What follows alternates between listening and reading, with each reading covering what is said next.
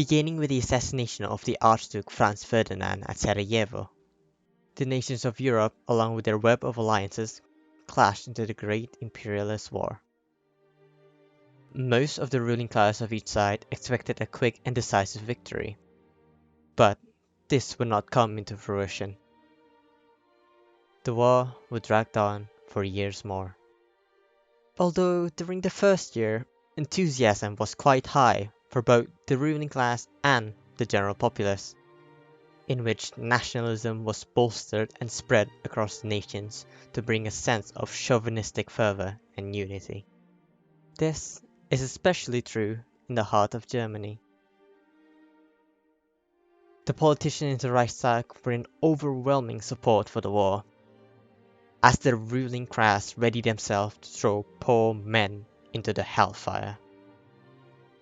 The most prominent of these war racketeers were the SPD, or the Social Democratic Party. The party saw nothing else than the destruction of Germany's rival in the East, Russia, even if it went against their initial party stance of pacifism. Through all the chauvinist propaganda, not all members of the SPD was in support of the war, notably Karl Liebknecht and Rosa Luxemburg. Both fervent anti-militarists and anti-imperialists, both of them were part of the SPD left wing and saw the war as nothing but imperialist ambitions. After the SPD proclamation in support of the war, they both moved to found their own organization, the Spartacist League. Named after the leader of the slave revolt in the Third Servile War, the group was aimed at preserving their opposition to the war and to maintain the need for a revolutionary vision for the working class. This coincided with a split along the SPD party line to create the USPD, or the Independent Social Democratic Party. This was also caused primarily by their opposition to the war. Their anti-war efforts brought the eye of the state, and both Liebknecht and Luxemburg was imprisoned. The League continued to agitate and demonstrate for the war to end. And as the war dragged on, such sentiments were more common.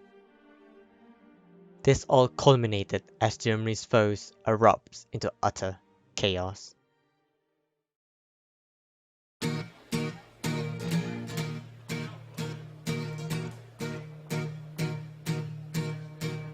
Weil der Mensch ein Mensch ist, braucht was zum Essen, bitte sehr. Russia erupted into two consecutive revolutions. First as a liberal democracy, and second as a dictatorship of the proletariat. This brought many whispers among the Germans that a proletariat revolution was beginning and could escalate into a world revolution. Because of this, the revolutionary stewards started to form workers' councils. And after bearing the brunt of the war effort both in military and civilian life, the proletariat suffers greatly, especially with war rationing. Of course, the suffering did not extend to the ruling class. Capitalists, aristocrats, and officers of the military were relatively unaffected by the rationing. This apparent conflicting scarcity of food led to an increasing amount of dissent within the lower classes.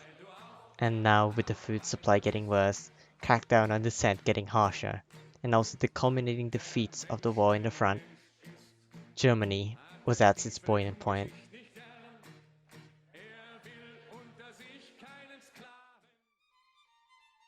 The troops were weary, demoralized, and sick of the conditions they were held to.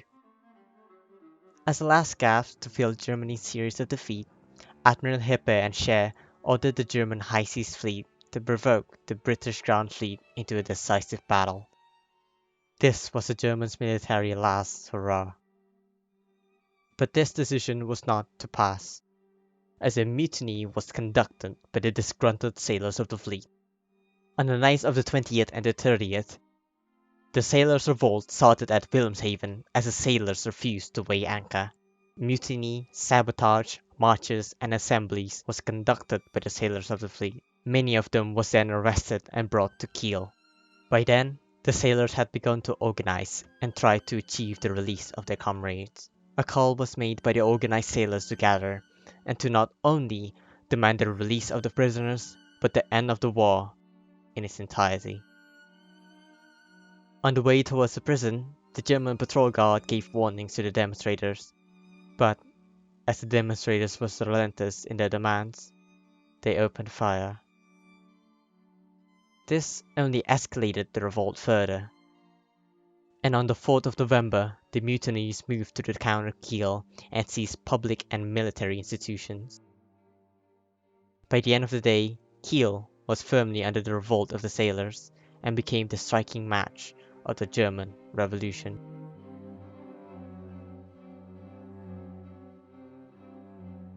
November 7th saw large coastal cities under the control of the proletariat. Cities like Hanover, Brunswick, Frankfurt, and Munich saw massive demonstrations and solidarity with the revolting sailors. The councils, made up of workers and soldiers of Germany, forced all 22 German monarchs, including Emperor Wilhelm II, to abdicate. This was the end of the monarchy institution, echoing the February Revolution in Russia. During the last years of the war, the Spartacist League made numerous articles for the German people under the publication Die Rote Fahne, although their revolutionary cause were little known. On the 18th of November, they proclaimed that the revolution has begun, targeting the capitalist class to be swept away like the monarchy before. As the revolution started, Berlin panicked. The leader of the SPD, Friedrich Ebert, proclaimed that a social revolution must be prevented. The reformers were now fully on the side of the bourgeoisie and the counter-revolution. Ebert demanded the position of chancellorship to try and cement himself as the nation's new leadership. The German working class continued to struggle against this new national setting. Liebknecht, having been released from prison, rushed to proclaim a socialist republic.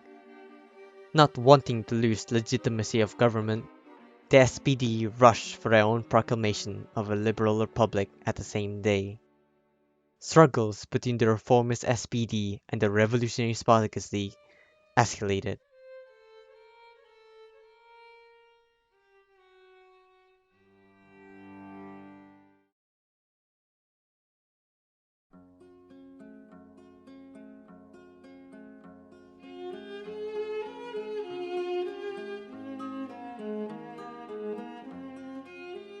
It is now early December. The war has come to an end for weeks. Since the collapse of the monarchy, the most contentious political question in the country became clear. Should the Workers' and Soldiers' Councils be strengthened and expanded, or should a new National Assembly be elected? At the 16th of December, the Workers' and Soldiers' Councils sent delegates towards the Convention of Councils. Most of the delegates were far from being revolutionary, and fewer workers' councils actually understood the power of the councils at the time. At the conventions, the councils gave up against the creation of the Council Republic and transferred their power to the National Assembly. The council's resolve and some far-left delegates was met with violence.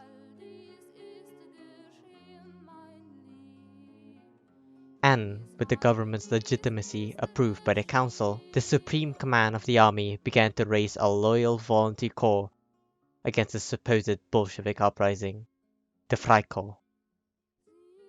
Many reactionary veterans sought to join the Freikorps, and many considered the communists to be responsible for the defeat of the German army. This kind of group was used by the reformist government to crush dissent in December amongst revolutionary groups, such as the sailors at the skirmish of the Berlin Schloss. These experiences left the League with the conclusion that a revolutionary cause cannot be made with a counter-revolutionary National Assembly. The League called again for mass demonstrations as the elections for the National Assembly began to take place. And in order to expand beyond just the League, delegates convened in the Congress which would become the foundations of the KPD, the German Communist Party. Many remaining members of the USPD was recalled and dismissed in their position of government. As the last remaining member of the USPD was to be recalled, the KPD, USPD, and the stewards joined in the defense of the member and called for immediate actions to defend them. And on the 15th of January, 700,000 workers descended on Berlin streets. This was the beginning of the Spartacist Uprising. The workers came that day, many were armed and waited for the Revolutionary Committee to debate on what to do next. Railway stations were occupied and the SPD printing house was occupied and destroyed. The government, realizing that they don't have enough troops at its disposal, was preparing to leave the city. The Revolutionary Committee continued to debate and conducted only limited actions.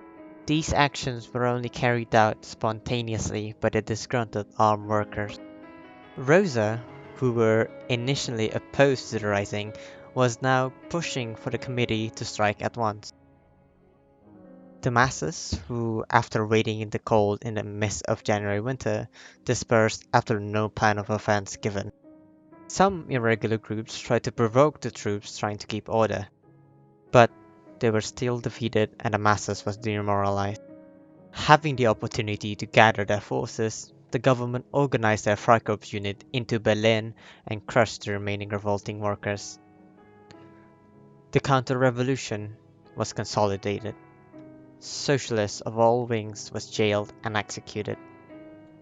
The Spartacist Uprising was supposed to be the spark of Germany's October Revolution, but that was not to be. On the 15th of January, few days after the failed gathering, Luxembourg and Liebknecht were discovered in Berlin by the Freikorps. The Freikorps unit dragged them to Eden Hotel, where they were interrogated, beaten, and then executed.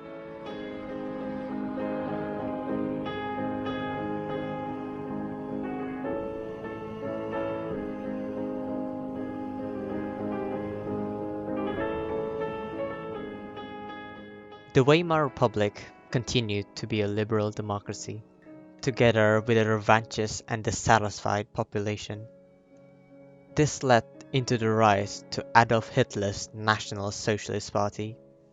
Its socialist name was crafted to attract the workers who felt betrayed by the liberal government. The failed proletariat uprising left the international revolution to a screeching halt. Without an industrialized nation at the heart of Europe, Soviet Russia was left alone to defend itself. The failed uprising can teach us about a lot of things. It is up to us to continue those teachings as we make our own history.